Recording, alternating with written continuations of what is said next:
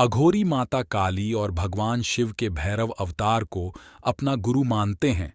जिस तरह से भगवान शिव और माता काली अपने शरीर पर मुंडों की माला यानी कपाल धारण करते हैं, उसी तरह से अघोरी भी मुर्दों का कपाल पहनते हैं।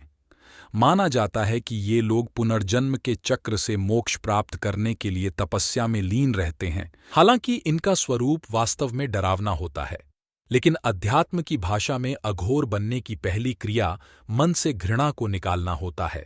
मूलतः अघोरी शमशान जैसी जगहों पर सहजता से रहते हैं और तंत्र क्रियाएं सीखते हैं। सामान्यतः समाज जिन चीजों से घृणा करता है, अघोरी उसे अपनाते हैं। अघोरी बाबा भी शिवजी के इस रूप की उपासना करते हैं। बाबा भैरवनाथ भी अघोरियों के आराध्य हैं। जानते हैं अघोरियों की रहस्यमयी दुनिया से जुड़े अनजाने पहलू के बारे में। कौन है अघोरी, ये क्या खाते हैं, इनका जीवन कैसा है, और वो बातों जो अघोरियों को अन्य साधकों से अलग बनाती है। असली अघोरी कभी आम दुनिया में सक्रिय भूमिका में नहीं रहते हैं, वे केवल अपनी साधना में ही लीन रहते हैं। इसके साथ ही इनकी सबसे बड़ी पहचान यही है कि अघोरी किसी से कुछ मांगते नहीं हैं। इसके साधना की एक रहस्य शाखा है, अघोर पंथ, जिनके अपने नियम और फायदे हैं। कहते हैं कि अघोरियों ने खुद इस बात को माना है कि वे शमशान में रहते हैं और अधजले शवों को निकालकर उसका मांस खाते हैं। हालांकि ये बात आम जनमानस को विभत्स लग सकती है, लेकिन इसके पीछे माना जाता है कि ऐसा करना अघोरियों की तंत्र क्रिया की शक्ति को प्रबल बनाता है। शिव के 5 रूपों में एक अघोर भी है। अघोरी भी शिव जी के उपासक होते हैं और शिव साधना में लीन होते हैं। इसके साथ ही ये शव के पास बैठकर भी साधना करते हैं, क्योंकि ये शव को शिव प्राप्ति का मार्ग कहते हैं। ये अपनी साधना में शव के मांस और मदिरा का भोग लगाते हैं। एक पैर पर खड़े होकर शिव जी की साधना करते हैं और शमशान में बैठकर हवन करते हैं। शव के साथ अघोरी बाबाओं के शारीरिक संबंध बनाने की प्रचलित धारणा है और खुद अघोरी भी इस बात को स्वीकार करते हैं। इसे वह शिव और शक्ति की उपासना का तरीका मानते हैं। उनका मानना है कि यदि शव के साथ शारीरिक क्रिया के दौरान यदि मन ईश्वर की भक्ति में लगा रहे तो यह साधना का सबसे ऊंचा स्तर है। अन्य साधु संत जहां ब्रह्मचर्य का पालन करते हैं, वहीं अघोरी ब्रह्मचर्य का पालन नहीं करते हैं। केवल शव ही नहीं बल्कि जीवितों के साथ भी अघोरी संबंध बनाते हैं।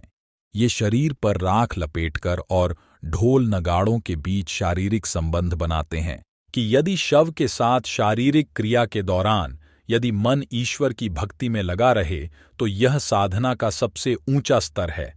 अन्य साधु संत जहां ब्रह्मचर्य का पालन करते हैं, वहीं अघोरी ब्रह्मचर्य का पालन नहीं करते हैं। केवल शव ही नहीं बल्कि जीवितों के साथ भी अघोरी संबंध बनाते हैं। ये शरीर पर राख लपेटकर और ढोल नगाड़ों के बीच शारीरिक संबंध बनाते हैं। इतना ही नहीं, जब महिला का मासिक चल रहा होता है तब ये खास तौर से शारीरिक संबंध बनाते हैं। यह क्रिया भी साधना का ही अंग मानी जाती है। माना जाता है इससे अघोरियों की शक्ति बढ़ती है। अघोरी अपने पास हमेशा नरमुंड यानी इंसानी खोपड़ी को रखते हैं। इसे कापालिका कहा जाता है। शिव के अनुयायी होने के कारण अघोरी नरमुंड रखते हैं और इसका प्रयोग वे अपने भोजन पात्र के रूप में करते हैं। इसके पीछे यह मान्यता है कि एक बार शिवजी ने ब्रह्मा जी का सिर काट दिया था और उनके सिर को लेकर पूरे ब्रह्मांड के चक्कर लगाए थे। अघोरी हिंदू धर्म का ही एक अंग है, इसलिए इन्हें अघोरी संप्रदाय या अघोर पंथ कहा जाता है।